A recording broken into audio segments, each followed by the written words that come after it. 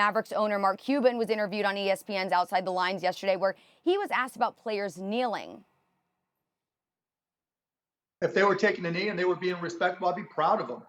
Hopefully, I join them, because I think we've learned a lot since 2017. I think we've evolved as a country, and this is really a unique point in time where we can grow as a society, we can grow as a country, and become far more inclusive and become far more aware of the challenges that minority communities go through. And so, I'll stand in unison with our players, whatever they choose to do. But, again, when our players in the NBA, do what's in their heart, when they do what they feel, represents who they are, and look to move this country forward when it comes to race relationships, I think that's a beautiful thing, and I'll be proud of them.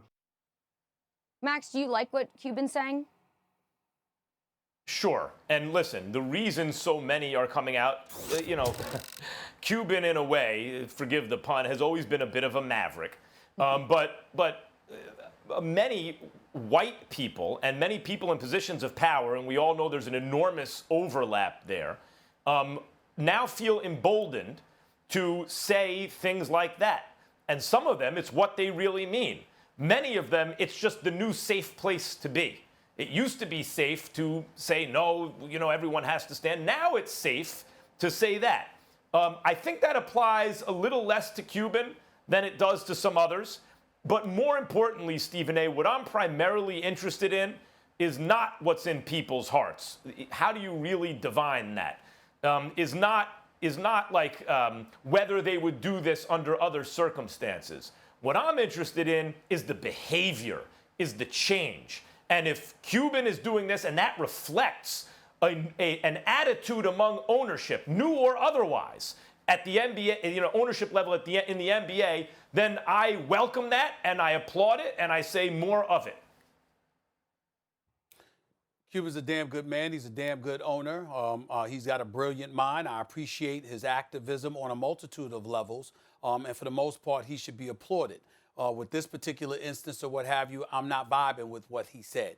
Here's the reason why. What do you mean you hope to kneel with your players? You're the owner. You either do, or you either will, or you won't. What do you mean you hope to? What are you hoping for? I mean, I don't understand that. And I think that's a bit convoluted as far as I'm concerned. That's not as direct as I know Mark Cuban to be. What do you mean you hope? You either will or you won't. Bill O'Brien has said will his players kneel? There's a multitude of other people that are saying they will. All I'm saying is, again, but you anticipate that it will happen. But he's saying he hopes to kneel with his players. I mean, we're not questioning whether or not they were going to do it. He's being asked if they did it, what would you do? And he was saying, I would hope to do it. And I'm saying, you're the owner. What do you mean you hope? You either will or you won't. And I think I'm accustomed to Cuban being far more direct than he appeared in that particular sound. That's no big deal because he does so much and he cares enough and he does a lot of great things. So it's not the end of the world. Please don't get me wrong. And people have a right to do what they want to do and to choose not to do what they don't want to do. And we all get all of that. Stephen A. The issue is making sure that those who choose to side with Kaepernick are not ostracized and have their careers compromised because of their position, because it's made to be something that it's not. It was about racial oppression, brutality on the part of some police officers, inequality. It was not about our flag. It was not about patriotism. Don't convolute and confuse the issue. Don't do that to people who take that position. That's the real key here. I think that's a good catch in terms of the language and that it could suggest something to you about where his thoughts actually are. He hopes to. However, it was prefaced by saying, he has said, I would be proud of my players if they chose to kneel. And so I think when he uses hope, what he means is if they kneel and I'd be proud, then I would kneel with them. I think what he's saying is he won't kneel with, or it suggests he might kneel if his players don't, which I think would be understandable. That might look a little odd, although it would also send a powerful message.